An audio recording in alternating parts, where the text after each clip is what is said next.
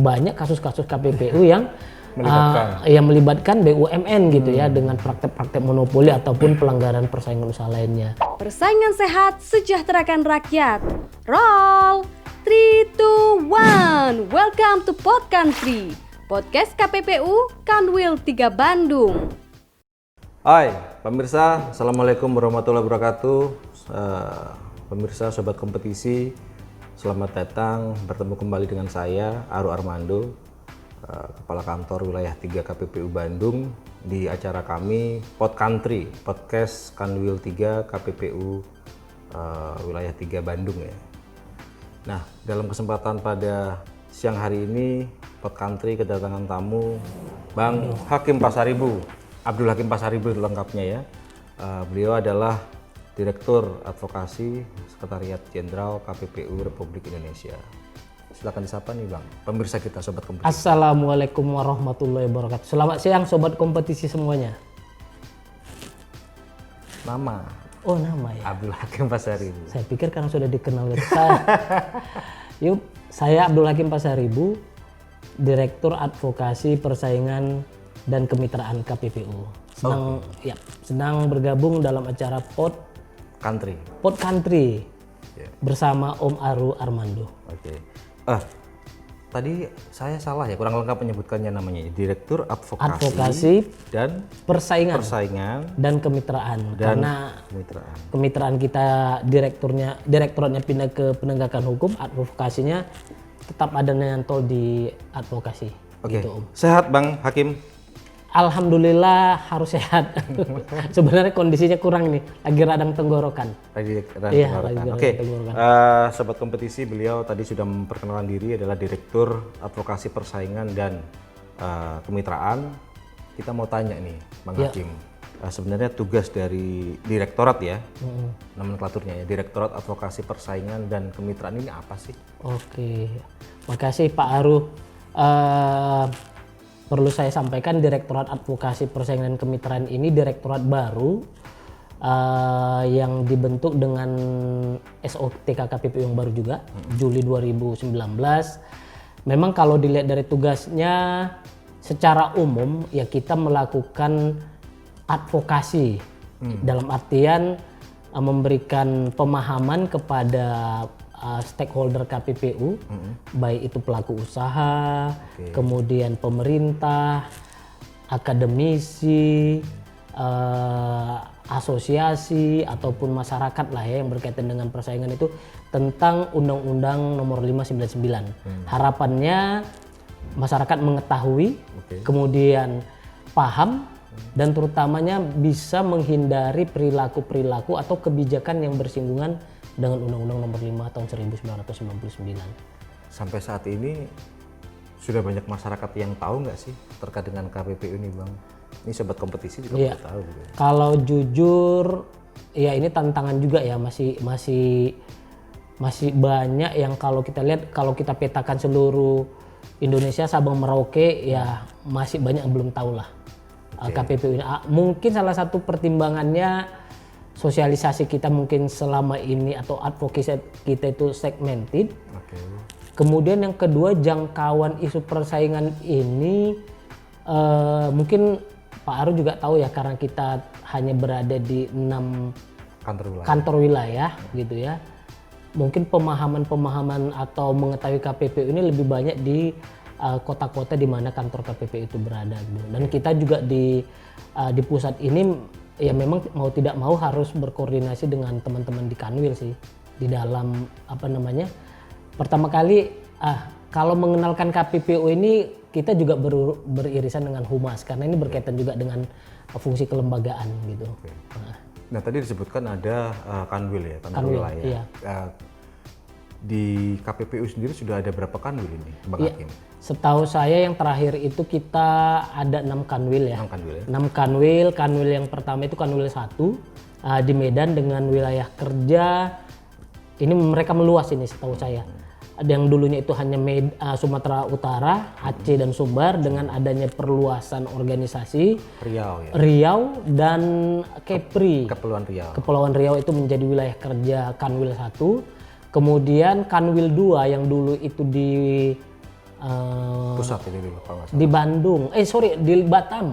Oke, dulu Bantu ya, Pak. Batam, di kota Batam itu direlokasi ke Lampung. Sekarang Kanwil 2 Lampung. Kanwil 2 Lampung itu membawahi kalau dibilang masyarakat Sumbaksel ya. Sumbaksel. Sumbaksel ini meliputi mulai dari Provinsi Lampung itu sendiri, kemudian naik ke atas Sumatera Selatan, kemudian Jambinya, batas terakhir dengan wilayah Sumatera Barat dan Riau, kemudian Bangka Belitung serta Bengkulu. Oke. Kemudian Kanwil 3 di tempatnya Pak Haru ya mungkin Bandung, Jawa Barat. Jawa Barat, Maaf, DKI. Jawa Barat, DKI dan Banten. Kemudian Kanwil 4 yang lumayan luas juga ini sudah pasti Jawa Timur karena kedudukannya di Surabaya. Kemudian mendapat tambahan kalau dulu di Jakarta itu Yogyakarta ya. DIY dan Jawa Tengah. Nah, kalau yang sebelumnya juga sudah ada Bali dan NTB, NTT. Kemudian paling banyak ini 6. Masih 5. Masih 5 ya. 5 Balikpapan. Balikpapan 5 itu semua provinsi yang ada di Pulau Kalimantan. Dan paling luas ya mungkin Kanwil 6 ya, Sulampua ya. Sulawesi, Maluku, Papua itu sih. Oke. Ada 6 Kanwil, sobat kompetisi. Jadi kami cuma ada di 6 kanwil tadi yang sudah disebutkan oleh Bang Hakim. Oke, Bang Hakim tadi sudah menyebutkan ada beberapa stakeholders yang menjadi salah satu mitra KPPU. Iya, ya. benar. Nah, yang saya ketahui ini kan sebenarnya ada 2 stakeholders yang bisa dikatakan main ya. Maksudnya yang stakeholder utama gitu ya. 2 stakeholder utama tentu adalah pelaku usaha. Karena objek pengawasan kita adalah pelaku usaha, kemudian yang kedua adalah pemerintah. Pemerintah dalam ini adalah pemerintah pusat maupun daerah. Karena kita punya tugas dan kewenangan terkait untuk memberikan saran dan pertimbangan terhadap kebijakan pemerintah. Nah, untuk 2 stakeholders ini, apakah KPPU mempunyai semacam produk ataukah strategi untuk dalam kaitannya dengan advokasi yang dilakukan oleh KPPU? Iya, betul Om Aru. Terkait dengan 2 stakeholder utama kita, pelaku usaha, kalau memang seperti disampaikan Om Aru tadi, dilihat kan semua undang-undang itu pelaku usaha ya. Betul. Dan harapannya jangan sampai pelaku usaha melanggar larangan-larangan yang ada di Undang-Undang Nomor 5. Di tahun 2000, saya harus memastikan lagi tahun berapa itu. Kayak 2 tahun terakhir, Om Aru, kita itu sudah punya namanya pedoman program kepatuhan terhadap persaingan usaha. Jadi sebenarnya pedoman ini arahnya kepada good and corporate governance. Bagaimana pelaku-pelaku usaha di dalam menjalankan aktivitas bisnisnya mereka tetap mempertimbangkan atau memperhatikan hukum-hukum yang ada di Indonesia. Yang pasti kalau berkaitan dengan persaingan ya Undang-Undang Nomor 5 99. Tetapi memang kalau kami lihat belum banyak minat daripada pelaku-pelaku usaha ini untuk menyusun dan membuat program kepatuhan ini sebagai sebuah yang kalau kata kami itu wajib ya. Sudah ada beberapa kali kami melakukan survei, hanya ada beberapa pelaku perusahaan asing seperti Unilever itu memang mereka di headquarternya juga udah punya gitu. Betul. Di BUMN sendiri kami belum mendapatkan informasi ada BUMN yang menyusun atau memiliki program kepatuhan persaingan. Padahal sebagaimana kita ketahui banyak kasus-kasus KPPU yang melibatkan BUMN gitu ya dengan praktek-praktek monopoli ataupun pelanggaran persaingan usaha lainnya. Jadi ini memang tantangan buat advokasi juga bagaimana kita memberikan karena mungkin untuk menyusunnya juga nggak bisa sendiri Om Aru. Nah itu yang mau saya tanyakan sebenarnya program kepatuhan yang tadi disampaikan oleh Bang Hakim itu tadi ya.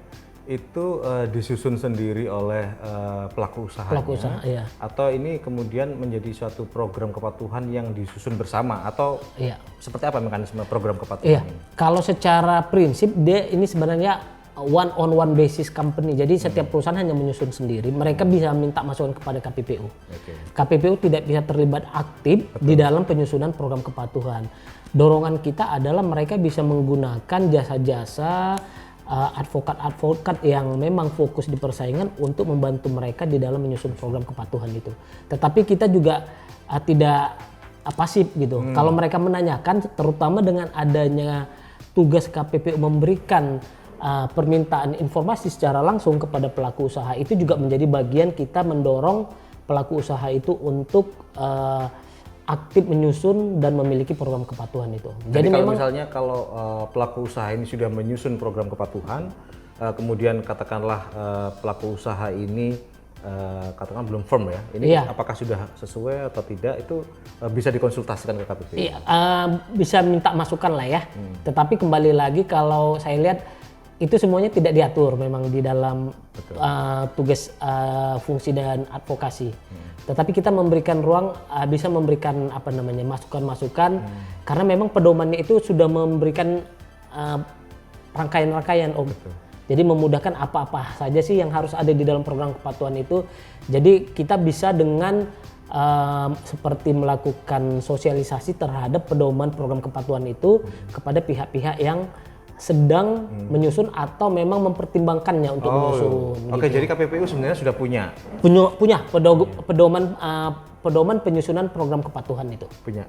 Ya. Itu mungkin sobat kompetisi juga pengen tahu ya, sebenarnya itu sudah bisa diakses nggak sih katakanlah di website KPPU? Iya, bisa Om. Memang itu menjadi bahan publikasi KPPU yang tetapi dia tidak diatur dalam Perkom ya Om, tidak diatur dalam peraturan KPPU. Betul. Dia itu hanya bentuk guideline, pedoman, dan yang mana pedoman ini kalau kami baca ini banyak mengambil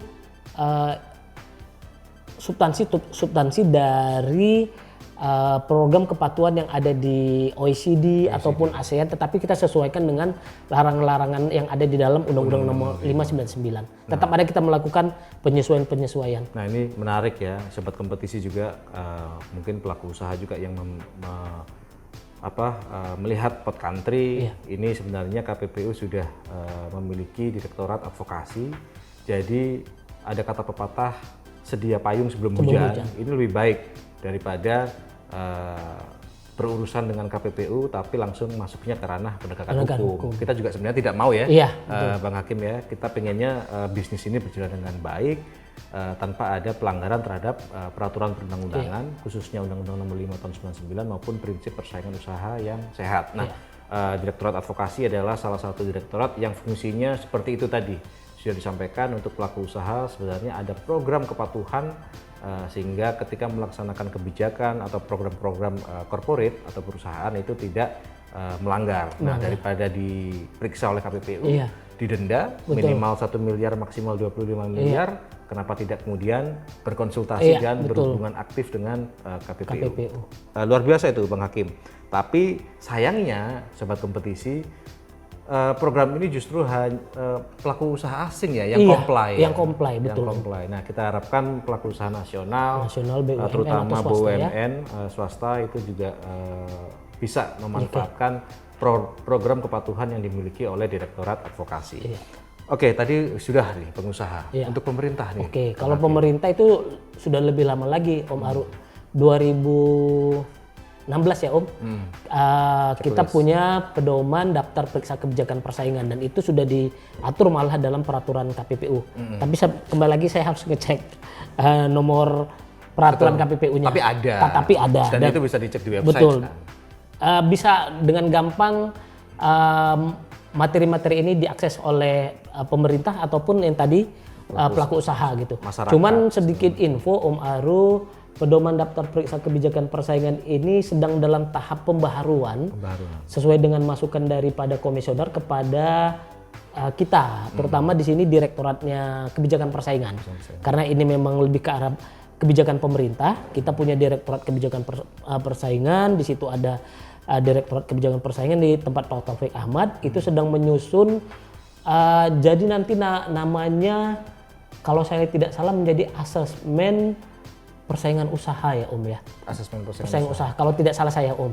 ini ditujukan untuk Pemerintah. pemerintah. Jadi kebijakan atau peraturan Iya. yang dikeluarkan oleh pemerintah. Termasuk pemerintah daerah tidak ini, Bang Hakim? Pasti Om. Jadi memang kalau kita bilang daftar periksa kebijakan itu menjadi sebuah tools atau alat buat pemerintah, kementerian atau lembaga pusat ataupun daerah untuk melakukan identifikasi awal, deteksi dini, kesesuaian rancangan, peraturan atau kebijakan atau peraturan dan kebijakan sudah ada, terutama di sektor ekonomi, supaya sesuai dengan prinsip-prinsip persaingan usaha yang diatur di dalam Undang-Undang 59. Selama ini, selama pengalaman Bang Hakim, sepengetahuan Bang Iya. Hakim, pemerintah, Betul. pusat maupun daerah, termasuk aktif nggak sih untuk berkonsultasi ke Oke. KPPU terkait ini? Pengalaman saya hampir 1 tahun ini ada beberapa kementerian yang aktif Om. Aktif. Kalau saya bilang itu Kementerian Perhubungan, itu lumayan sering meminta pendapat KPPU, tetapi memang ini tantangan juga. Sebenarnya kita pingin mereka melakukan tes dulu ini dengan daftar periksa kebijakan itu gitu. Jangan ujuk-ujuk langsung minta pendapat gitu loh. Ini saya pikir padahal kita sudah berulang kali ini ada loh alat yang buat Bapak Ibu untuk melihat apakah ada kebersinggungan atau Cuman gini pertanyaannya nih Bang Hakim juga untuk Iya. sobat kompetisi juga, termasuk kementerian yang tadi disampaikan Iya, oleh betul. Bang Hakim.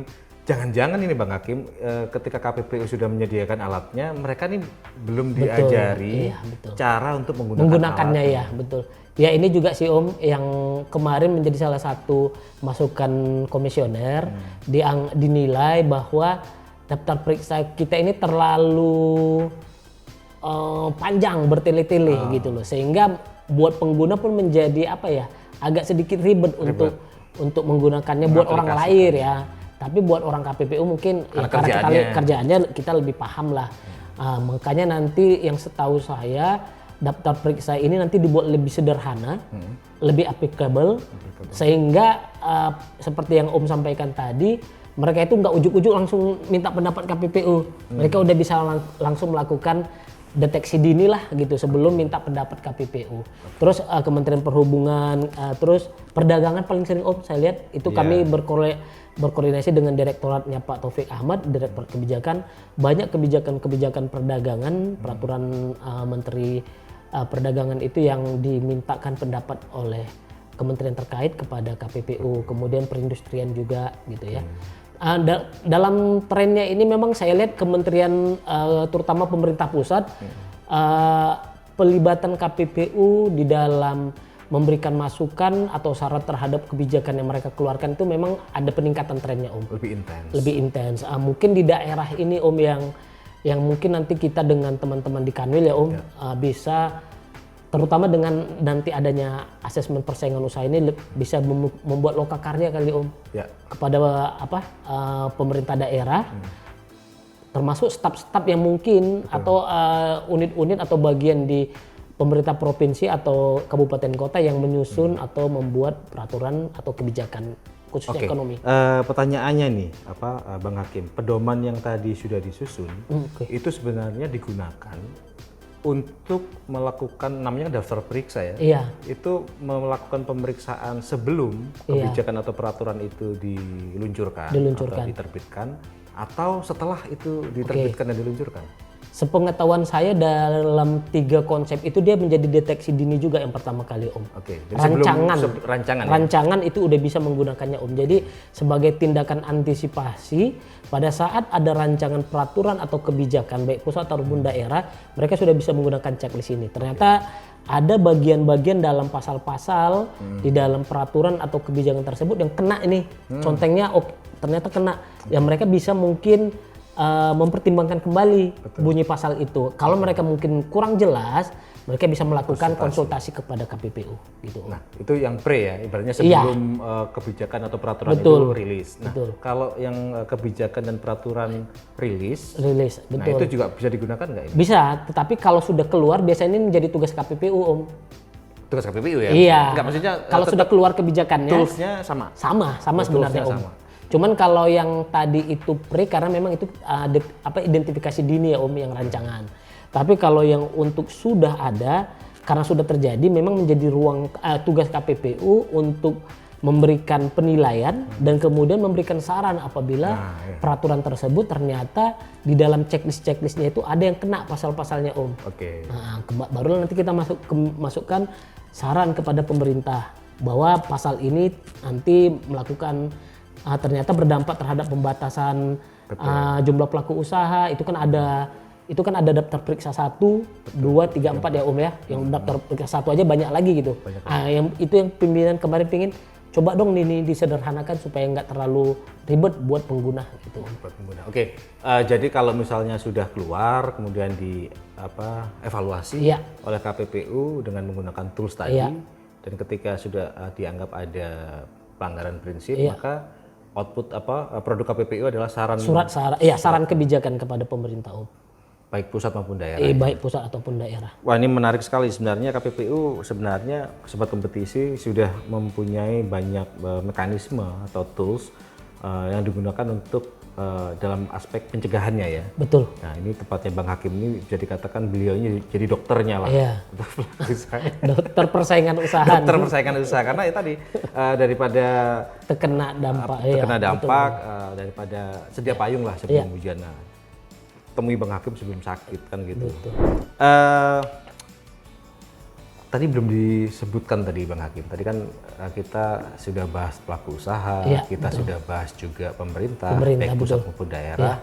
Dan tadi di awal sekali saya bertanya itu terkait dengan bagaimana sih masyarakat itu mengenal KPPU. Tadi Bang Hakim menyatakan masih belum ya, masih perlu ditingkatkan. Iya, betul. Ada kepikiran nggak Bang untuk menggunakan jalur pendidikan misalnya? Iya, betul.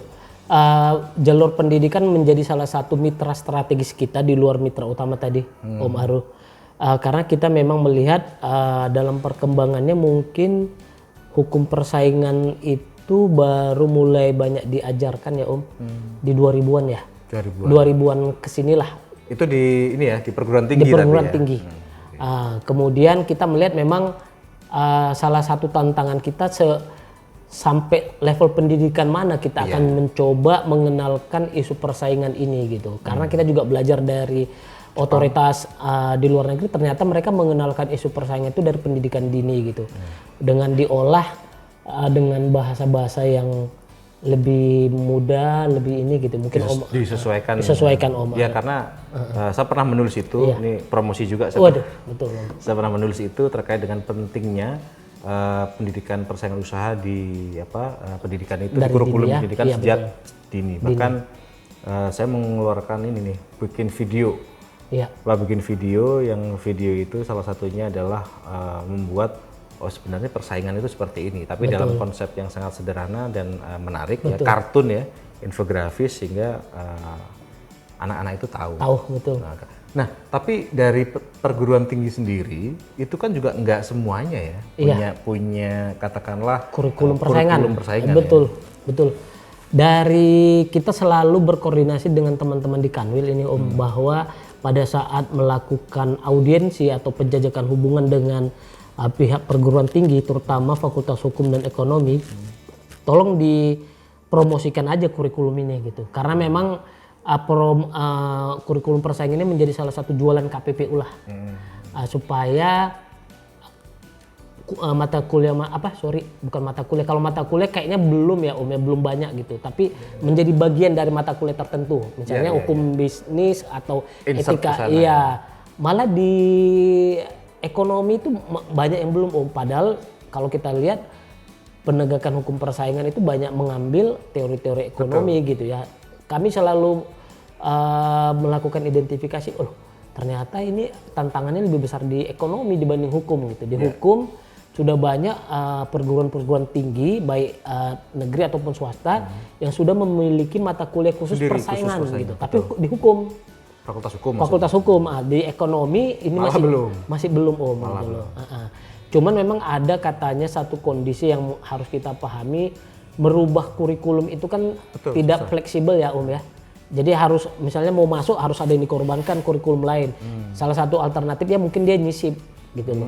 Jadi tambahan dari mata kuliah khusus lah yang sudah ada, yang sudah eksis disisipkan di situ, diajarkan di situ. Cuman kita memberikan kemudahan buat dosennya juga. Jadi selain kurikulum persaingan ini kita juga mencoba aktif Om mendorong munculnya dosen-dosen persaingan usaha Om. Karena bisa saja mungkin selama ini dosen-dosen persaingan usaha itu banyak tua-tua ya. Tapi yang muda-muda ini kan perlu juga ini gitu. Itu dengan menggandeng juga forum dosen persaingan, lokal karya dosen itu diharapkan menjadi saya potong nih. Forum dosen persaingan usaha. Sudah punya KPPU.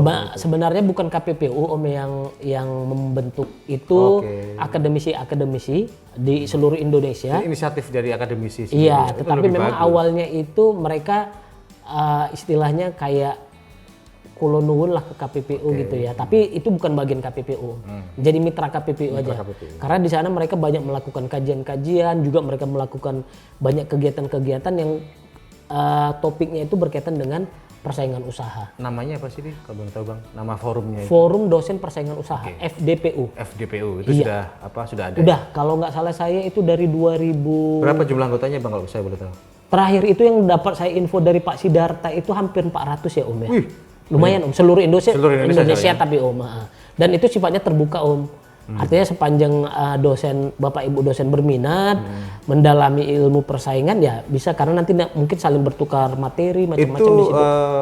Lintas keilmuan, maksudnya dosen fakultas hukum, fakultas ekonomi iya. Oh, jadi campur ya? Campur. Karena kalau setahu saya kan di hukum ya, fakultas hukum itu kan ada asosiasi pengajar, hukum pidana, asosiasi pengajar. Nah, itu tapi kalau yang di FDPU ini gabungan, cross ya, gabungan ya, ekonomi dan fakultas hukum. Kenapa ya kok jarang kampus yang punya mata kuliah ini? Mungkin ya itu tadi Om, menggeser salah satu, ya itu tantangan juga. Tadi saya sempat nanya ke waktu saya di Kanwil malah Om. Saya pernah sempat nanya ke beberapa kampus yang memang belum, dosennya juga belum ada. Pak, kita nggak semudah itu menjadikan hukum persaingan itu sebagai mata kuliah khusus. Paling salah satu alternatif pun kalau nanti kami sudah punya pendidik, kita memasukkan bagian persaingan ini dalam mata kuliah tertentu gitu.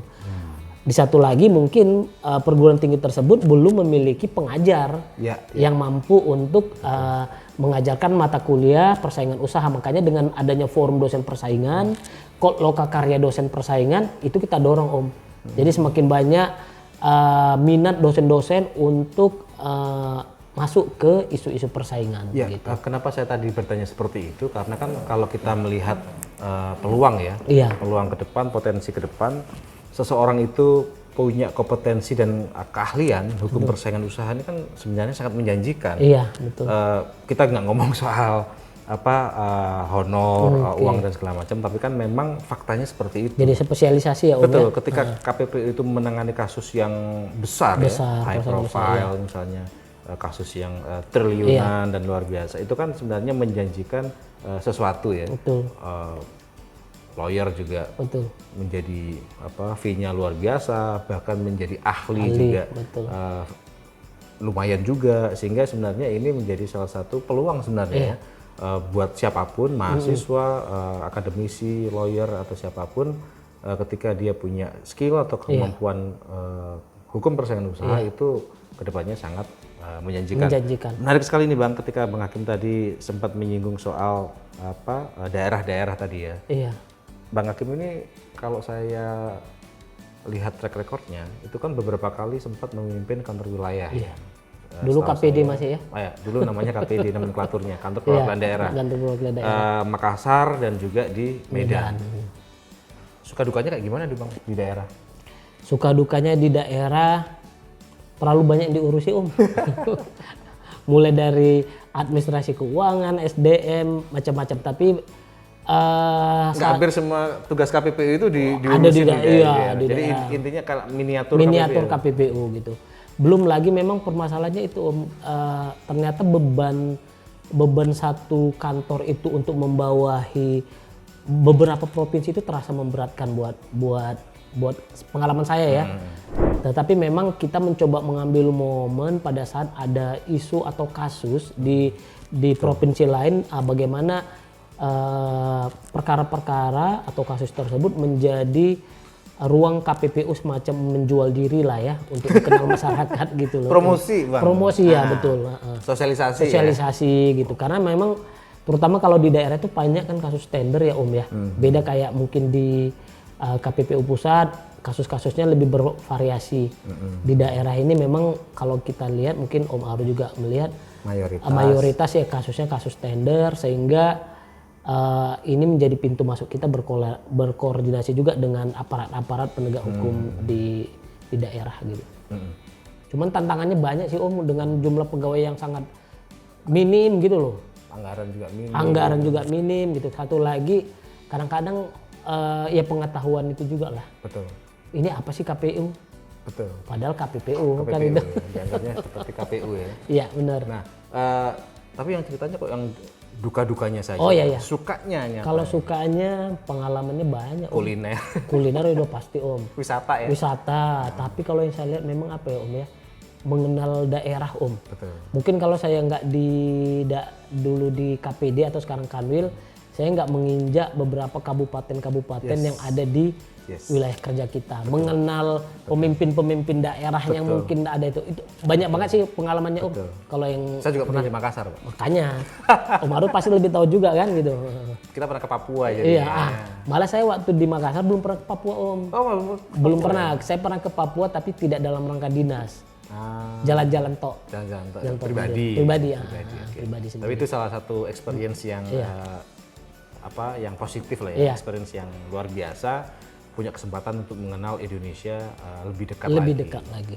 Oke, pengalamannya cukup banyak nih Bang Hakim di daerah juga sedemikian. Kemudian yang saya ingin tanyakan saat ini adalah ketika kita atau Indonesia ini sedang menghadapi, bukan hanya Indonesia ya, dunia sedang menghadapi pandemi COVID-19, apakah ada yang berpengaruh terhadap tugas dan kinerja dari Direktorat Bang Hakim ini? Pasti Om, yang pertama kali pengaruhnya kegiatan ya Om. Yang dulu itu kita memang banyak melakukan kegiatan dengan secara offline, tatap muka langsung, mengumpulkan audiens, peserta dengan jumlah yang banyak gitu ya. Tetapi dengan adanya COVID ini sudah pasti kegiatan-kegiatan yang mengumpulkan massa itu karena adanya kebijakan social distancing tidak mungkin kita lakukan. Kemudian yang kedua adalah pemberian layanan juga Om. Yang dulu itu mungkin ada pihak-pihak pelaku usaha, pemerintah ataupun siapalah yang mau datang meminta informasi secara ya langsung bisa datang ke sini dan bisa kita layani. Dengan kondisi adanya COVID ini dan mempertimbangkan masalah kesehatan, kita terpaksa switch ini Om. Beberapa aktivitas kita alihkan ke online. Misalnya dengan sekarang mungkin trennya webinar ya Om. Nah, itu di satu sisi memang menghemat juga karena kita tidak perlu bayar hotel gitu, tapi nggak enaknya juga nggak bisa pergi jadinya Om. curhat. Itu satu. Kemudian yang pemberian informasi langsung itu kita alihkan juga ke Zoom Om. Jadi misalnya ada masyarakat, pelaku usaha atau pemerintah ingin mendapatkan konsultasi atau pemberian informasi dari kami Direktorat Advokasi, kalau misalnya masih bisa via telepon, kita jawab via telepon ataupun email. Tapi kalau membutuhkan tatap muka ya kita Zoom Om. Tapi ya gini. Atau alat-alat media lain ya. Tapi gini Bang, kalau menurut pengalaman saya ya, ketika berhubungan dengan orang ya, itu sangat berbeda pendekatannya ketika kita langsung bertemu seperti ini daripada dibandingkan dengan ketika kita melakukan kegiatan yang virtual ya. Pasti. Ya, saya mengalami ketika kita mengisi acara seminar, sosialisasi dan segala macam itu lebih mudah, lebih komunikatif ya ketika kita bertatap muka secara langsung, lebih seru lah ya, lebih seru. Lebih terasa memang. Lebih seru. Nah, sementara yang kalau virtual itu kan menjadi lebih terbatas walaupun memang dampak positifnya itu tadi ya, lebih hemat dan segala macam. Kalau itu udah pasti Om, jadi memang plus minus lah ya. Plus minus. Tapi karena ini memang kondisinya seperti itu, dampak-dampaknya seperti ini, memang harus kita coba melakukan ini Om, juga melakukan evaluasi dari beberapa kegiatan. Dari satu kegiatan apa yang kurang coba kita tindak lanjuti. Kayak tadi misalnya Om, kita melakukan webinar, ternyata waktunya itu 2 jam dan dirasakan sangat kurang. Oke. Banyak pertanyaan-pertanyaan yang tidak bisa kita jawab gitu loh. Karena memang ternyata dengan webinar ini banyak kegiatan-kegiatan yang saling berkelanjutan itu Om. Jadi kita kayak dikejar-kejar gitu loh. Tapi harapannya memang karena ini menjadi lebih mudah dilakukan, biayanya juga lebih minim, kita bisa melakukan beberapa sesi webinar dalam jumlah yang sangat tidak terbatas kali Om. Ya. Cuman tinggal memastikan peserta itu punya kuota atau enggak. Karena kendalanya kan itu juga Om. Kendala paket internetnya kan. Betul. Bang Hakim tadi banyak ya yang kita bicarakan itu terkait dengan advokasi persaingan ya. Kemitraannya belum. Oh ya betul ya Om. Aduh, itu kan menjadi betul. salah satu hal yang sangat strategis karena itu kan menjadi salah satu tugas dan kewenangan baru yang dimiliki oleh KPPU. Gimana itu Bang? Ya, khusus kemitraan ini kalau tadi untuk persaingan kita udah punya compliance program ya Om. Kemudian untuk pemerintah juga udah punya pedoman daftar periksa. Nah, untuk kemitraan ini barusan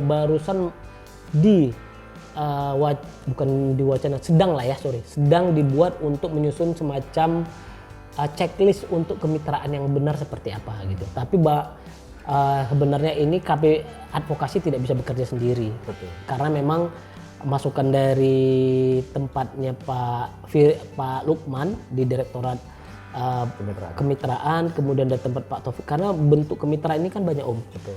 Terdapat karakteristik dan bisa aja lebih dari situ Om, karena kita kan nggak membatasin kan. Karakteristik kemitraan ini kan berbeda-beda. Mungkin pemetaan kemitraannya seperti apapun untuk tiap-tiap jenis kemitraan itu kita belum firm Om. Jadi ini sedang disusun. Nanti kita juga mencoba menjadikan ini sebagai hal yang bisa diserahkan kepada pelaku usaha. Satu juga Om tantangannya, data kemitraan itu Om yang susah Om. Betul. Kemarin di episode 2 nih, saya dengan tamu Pod Country, Bimo Prasetyo, teman saya yang bergelut dengan gerakan Legal for UKM, itu juga menyatakan salah satu tantangan di dunia UMKM itu memang soal data. Jadi itu soal data itu memang menjadi tantangan yang tersendiri karena walaupun sudah ada data di Kementerian Koperasi dan UMKM itu kalau menurut teman saya itu tadi tamu Pod Country di episode 2 itu masih perlu dipertanyakan juga validitasnya karena memang mekanisme pendataannya juga perlu diperbaiki kalau menurut pegiat UMKM yang menjadi tamu Pod Country sebelumnya. Bisa dilanjutkan. Benar Om. Jadi bukan hanya jumlah UMKM-nya, tapi kalau kita mungkin kan UMKM yang bermitra. Betul.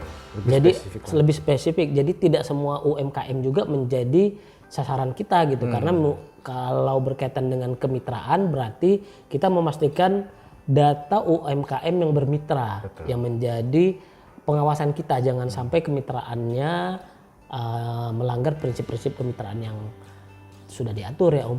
Kita udah berkoordinasi dengan Kementerian Koperasi dan UKM. Ternyata karena dengan adanya desentralisasi ya Om kita ya. Di kabupaten kota juga punya dinas yang membidangi koperasi dan UKM. Dengan nama yang berbeda-beda. Iya, ada nyantol di ada yang ditaruh di Perindak, ada yang sendiri itu. Menurut mereka datanya itu akan lebih banyak, KPPU lebih mudah mendatanya itu di daerah gitu. Karena di pusat itu kalau koperasi mungkin mereka mudah Om mendatanya gitu. Karena nggak terlalu banyak. Karena memang bisa diakses juga ya kalau koperasi. Tapi betul, UKM pembentukannya kan di Kemenkumham. Ya. Tapi UMKM atau koperasi yang bermitra ini yang akan bukan tantangan lah Om. Menurut memang kemarin kita juga mencoba memetakan misalnya gitu. Di perkebunan masih bisa karena ada kewajiban ya. Kewajiban. Tapi di usaha-usaha yang tidak wajib bermitra ini yang masih susah. Apakah kadang-kadang kemitraannya itu hanya sekali-sekali habis itu selesai. Bahkan kalau kita lihat data di Kemenkop UMKM itu kan jumlahnya 64 juta nih. Betul. 1%-nya saja juga 6 juta. 6 juta betul. Betul nggak ya? Iya benar. Itu 10%. Jadi 1%-nya 640.000 ya. Oke. Itu sudah cukup banget banget. kalau Itu yang kemarin kita coba minta karena kita kan punya payung kerjasama itu dengan Kementerian Koperasi UKM. Itu yang mau saya tanya.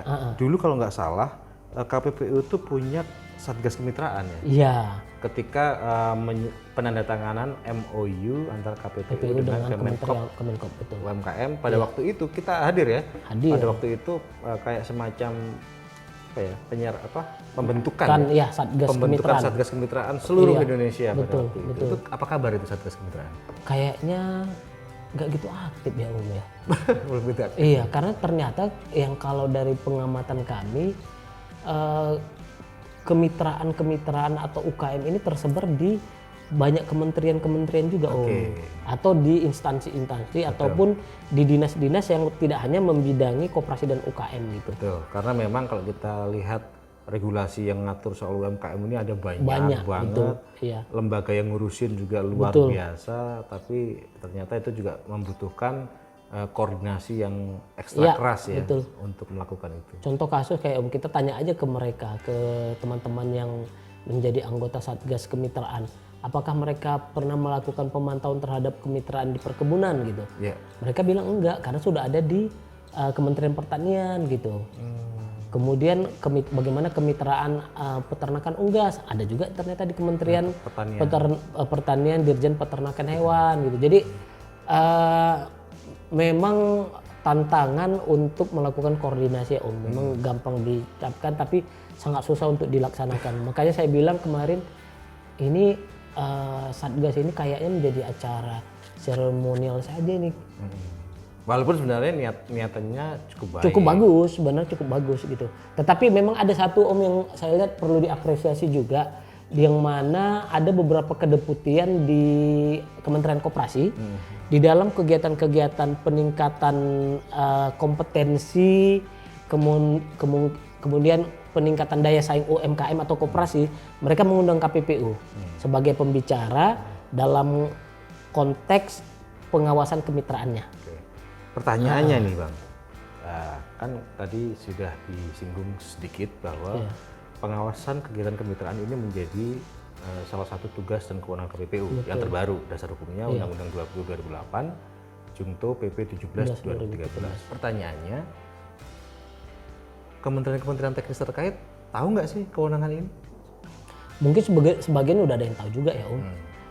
Tapi karena mungkin perkara kita juga belum keluar ya terkait itu. Belum ada putusan lah ya, perkara udah ada. Dan mungkin sifatnya lebih perlu ada perubahan perilaku juga Om, bisa selesai gitu ya. Tapi di dalam beberapa kali kegiatan kita itu mencoba menyuarakan bahwa KPPU memiliki kewenangan. Betul. Tetapi KPPU tidak bisa sendiri karena di dalam pasalnya itu kan disebut KPPU berkoordinasi dengan instansi teknis terkait gitu loh.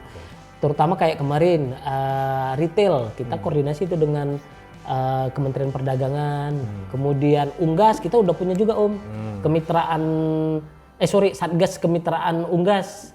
Yang sekarang mungkin di Kanwil juga akan digodok ya. Akan pembentukannya bagaimana kemitraan yang di pusat itu diturunkan ke level kantor-kantor wilayah, provinsi dan kota gitu. Pertanyaannya lagi adalah, mereka paham nggak sih Bang? Atau Abang bisa menceritakan nggak sebenarnya manfaat ketika KPPU melaksanakan fungsi untuk melakukan pengawasan terhadap kegiatan kemitraan ini seperti apa sih manfaatnya? Untuk masyarakat banyak ya, betul Om. Sebenarnya berkaca dari, kita banyak belajar pasti Om juga tahu dari Jepang dan Korea gitu ya, bahwa naiknya perekonomian mereka di sana, industrinya mereka tidak hanya ditopang oleh pelaku usaha besar. Banyak kontribusi dari industri tersebut dengan melakukan kemitraan dengan usaha-usaha mikro kecil menengah mereka. Malah kalau nggak salah dia piramidanya terbalik ya? Iya, Justru yang dominan, yang banyak. Yang UMKM-nya kan? Yang UMKM-nya ya? Betul. Piramidanya terbalik di Indonesia. Kalau di Indonesia kan seperti ini, kalau mereka kan seperti ini ya? Di Indonesia jumlahnya besar tapi kontribusinya kecil. Betul. Berbeda dengan mungkin Jepang atau Korea, jumlahnya tidak terlalu banyak bisa jadi atau sama tapi kontribusinya besar gitu ya Om ya. Mungkin kita mencoba mengenalkan bahwa kemitraan adalah sebuah keniscayaan di dalam meningkatkan kesejahteraan. Nggak langsung kesejahteraan ya Om ya, meningkatkan iklim bisnis di sebuah negara gitu Om. Jadi tidak semuanya kue ekonomi itu masuk ke pelaku usaha besar. Betul. Ada partisipasi UKM, tapi memang perlu dicermati juga karena ada ketidaksebandingan posisi tawar antara yang besar dan kecil, ya bisa saja yang UKM ini diperlakukan semena-mena ya. Nah, sehingga pengawasan kemitraan ini menjadi penting dilakukan gitu, karena salah satu kalau kita baca salah satu bentuk peningkatan daya saing dan peningkatan apa ini bukan daya saing aja ya, peningkatan menaikkan kelasnya UKM itu adalah salah satunya dengan kemitraan, salah satunya bukan semata-mata gitu loh. Bahkan saya pernah baca itu salah satu fungsinya juga untuk memperpendek gap generasi Iya, tadi betul. Sehingga kue-kue ekonomi Itu, ini iya. tidak hanya dinikmati oleh pelaku usaha besar, tapi juga dinikmati juga oleh pelaku usaha mikro, kecil dan juga menengah. Sampai sejauh mana ini Bang progres untuk tadi menyusun Kayaknya baru semacam checklist ya. checklist Iya, kemitraan. kayaknya itu baru 3 minggu yang lalu Om. Itu nanti dibikin per sektor atau gimana gitu? Itu pinginnya per sektor Om. Jadi karena karakteristik industri atau Berbeda. kemitraan itu kan beda-beda. Antara misalnya inti plasma aja pun mungkin beda-beda kan, antara perkebunan dengan peternakan. Mungkin akan dibuat secara berbeda Om. Tapi saya belum memastikan kembali ya. Seingat saya rencananya seperti itu. Checklistnya itu. Oke. Kemarin dari teman-teman kemitraan juga sempat mengundang dari perdagangan, mencoba mendapatkan masukan sejauh mana mereka melakukan indikator-indikator di dalam hubungan kemitraan di sektor retail. Gitu. Ternyata di sana juga nggak ini Om, belum bisa dijadikan pegangan gitu loh. Gitu. Kalau dilihat dari sektor ini kira-kira yang paling banyaknya apa sih Bang, sektor mana? Retail. Retail kalau menurut Retail saya. ya? Dan keterlibatan UMKM kita di sektor retail itu sangat besar. Kenapa salah? Terlebih dengan mungkin kalau dulu bukan dulu ya, dengan meningkatnya waktu itu iklim bisnis pariwisata meningkat ya Om. Kemudian penerbangan juga, wisata rame lah gitu kita lihat. Saya melihat di beberapa daerah itu tumbuh industri-industri yang berbasis UKM, kuliner, penginapan macam-macam lah gitu ya. Bahkan dulu seingat saya ketika pemerintahan yang dulu pernah salah satu kementerian terkait itu membuat larangan untuk membuat rapat-rapat di kantor, Iya, di hotel ya, Di hotel, itu kan betul. sempat berdampak luar biasa, untuk benar. sektor pariwisata, Iya, karena ternyata bukan hanya hotel, tapi ternyata hotel ini terkait dengan Supply, industri-industri yang terkait di Iya. di dalamnya. Dalamnya, betul. Oke, sudah pernah melibatkan komunitas-komunitas nggak nih? Komunitas-komunitas UMKM? Ada beberapa Om. Waktu itu kita sudah mencoba kayak kemarin kita dengan Kopitu gitu ya. Kemudian ada beberapa asosiasi-asosiasi, tapi memang asosiasi ini banyak Om. Betul. Banyak banget gitu. Banyak banget. Tetapi memang yang kami lihat itu mereka juga belum begitu paham antara tugas KPPU di kemitraannya dengan tugas instansi atau kementerian yang memang lebih ke arah mendorong kepada pembinaannya gitu loh Om. Jadi kan sebenarnya trade off-nya antara KPPU dengan Kementerian Teknis itu kan Kementerian Teknis sebagai pembinanya, Betul. KPPU pengawasnya. Betul. Iya. Itu yang kami lihat ini harus diadvokasi juga gitu loh. Karena bisa saja ternyata UMKM kita itu melalui asosiasinya tidak mengambil langkah bermitra Om. Sebagai salah satu opsi untuk naik kelasnya gitu. Padahal kita melihat ini perlu dipertimbangkan kembali gitu. Ini mungkin mereka nanya juga, Pak kalau misalnya kami dapat pinjaman gimana ke bank lah? Ini bukan tugasnya KPPU gitu. Tapi yang menarik gini, Pak. Kemarin di episode 2 itu saya dapat informasi ya. Tamu di Pod Country ini memberikan informasi. Sebenarnya sekarang sudah ada banyak lah ya sebenarnya pelaku-pelaku usaha UMKM itu yang sudah mulai naik kelas, yang omsetnya 200 miliar dan segala macam karena model bisnisnya katanya menarik. Dan karena itu pelaku usaha UMKM yang sudah naik kelas dan modelnya menarik ini menjadi salah satu tanda kutip dilirik oleh konglomerasi besar. Nah, ini menjadi sangat penting ya menurut saya kalau misalnya komunitas-komunitas dan pelaku-pelaku usaha ini mengetahui keberadaan KPPU. KPPU, Karena iya, apa? Karena ada potensi juga pelanggarannya. Jadi kalau misalnya pelaku usaha yang tadi dilirik untuk diakuisisi ini menolak, itu ada kekhawatiran nanti gimana ya kalau misalnya usaha saya dimatikan atau dihambat, ya kan? Iya, betul. Itu ternyata terjadi, kekhawatiran itu ada dan itu disampaikan oleh tamu kita di Pod Country episode kedua. Kebetulan dia adalah mantan presiden komunitas TDA, komunitas UMKM tangan di atas, ya. Sehingga anggota-anggotanya ini report kalau ada apa-apa. Nah ini menjadi menarik karena sebenarnya untuk perilaku-perilaku seperti itu ada sebenarnya KPPU untuk mengawasi di situ. Pasti Kak Om. Saya secara pribadi juga melihat bahwa untuk kemitraan ini akan jauh lebih mudah kita melibatkan komunitas atau asosiasinya Om. Asosiasi. Kayak kemarin tuh saya dengan teman-teman mencoba melakukan inventarisir, juga bekerja sama dengan teman-teman di Kanwil, asosiasi atau komunitas-komunitas UKM. Karena ini lebih memudahkan kita juga melakukan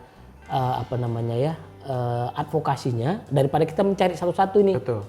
Kemudian isu-isunya juga akan lebih banyak diketahui oleh pengurus-pengurus komunitas tersebut gitu. Dan lebih enak ya, channel untuk komunikasinya lebih mudah. Oke, Bang Hakim, ini luar biasa kalau kita ngomong tugasnya Bang Hakim di Direktorat Advokasi Persaingan dan Kemitraan ini luar biasa. Capek Om. Dan kelihatan ini ya capek. Iya benar Om. Habis webinar tadi ya? Iya betul. Oke, Bang Hakim mungkin bisa memberikan semacam closing statement kepada pemirsa kita, sobat kompetisi di seluruh Indonesia, bahkan mungkin di luar negeri melihat Pod Country ya kan, podcast Kanwil 3 KPPU Bandung. Silakan Bang Hakim. Ya, terima kasih Om Aru. Kami dari Direktorat Advokasi Persaingan dan Kemitraan KPPU, saya pribadi Abdul Hakim Pasaribu, menyatakan bahwa KPPU bukanlah lembaga yang harus ditakuti, Om ya. Tetapi kita ini menjadi mitra di dalam meningkatkan perekonomian khususnya di Indonesia lah. Karena kita sama-sama tahu bahwa menganalogikan persaingan itu hampir sama dengan olahraga. Kalau tidak ada persaingan, orang yang juaranya hanya itu aja gitu ya.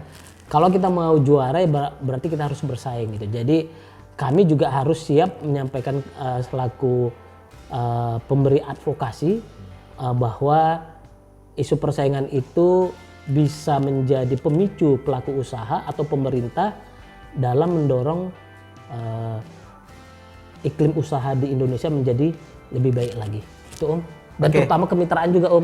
Kemitraan juga bahwa kita ini tugas yang berat karena memang dalam beberapa tahun terakhir gaungnya kemitraan ini belum begitu dirasakan. Harapannya dengan beberapa kolaborasi, koordinasi dengan teman-teman di Kanwil dan kementerian terkait, kemitraan ini menjadi sebuah proyek pengawasan kemitraan dan khususnya advokasinya menjadi proyek yang bisa kita unggulkan Om. Terima kasih. Terima kasih Bang Abdul Hakim Pasaribu, Direktur dari Direktorat Advokasi Persaingan dan Kemitraan, dan pemirsa Pod Country, sobat kompetisi dimanapun Anda berada. Tadi sudah disampaikan oleh Bang Abdul Hakim Pasaribu bahwa KPPU ini tidak perlu ditakuti, justru dijadikan mitra, dan sudah saya datangkan ini beliau bisa dikatakan dokternya ya. Waduh. Jadi kalau pelaku usaha daripada kena masuk ke ranah penegakan hukum, betul. Lebih baik ketemu Pak dokternya ini sebelum sakit ya kan. Nah, termasuk juga pemerintah baik pusat maupun daerah, kita sudah banyak mekanisme ya, ada kita siapkan tools juga sehingga ketika mau mengeluarkan kebijakan atau peraturan agar tidak melanggar prinsip persaingan usaha yang sehat, itu sudah ada mekanismenya. Nah, kami juga, saya khususnya sebagai host di Pod Country, seperti yang tadi sudah disampaikan oleh Bang Hakim, mengapresiasi pihak-pihak yang sudah memanfaatkan KPPU, yang sudah mematuhi tugas dan kewenangan KPPU. Tadi saya catat ada Kementerian Perhubungan, kemudian Kementerian Perdagangan, Kementerian Perindustrian. Terima kasih Bapak Ibu sekalian di kementerian yang tadi saya sudah sebut terkait dengan kerjasamanya, dan salam hormat untuk Bapak Ibu sekalian. Dan untuk pelaku usaha nih, tadi informasinya belum banyak loh yang memanfaatkan program kepatuhan KPPU, padahal ini adalah suatu program yang sangat baik sehingga ketika mau mengeluarkan kebijakan untuk perusahaan itu tidak melanggar hukum persaingan usaha. Nah, seperti tadi sebelum sedia payung sebelum hujan. Itu saja dari saya, Sobat Kompetisi. Saya Aru Armando dan tamu saya Bang Abdul Hakim Pasaribu. Terima kasih sudah menyaksikan Pod Country edisi kali ini, dan nantikan edisi Pod Country selanjutnya, Pod Country Podcast Kanwil 3 KPPU Bandung. Terima kasih. Wassalamualaikum warahmatullahi wabarakatuh. Thank you.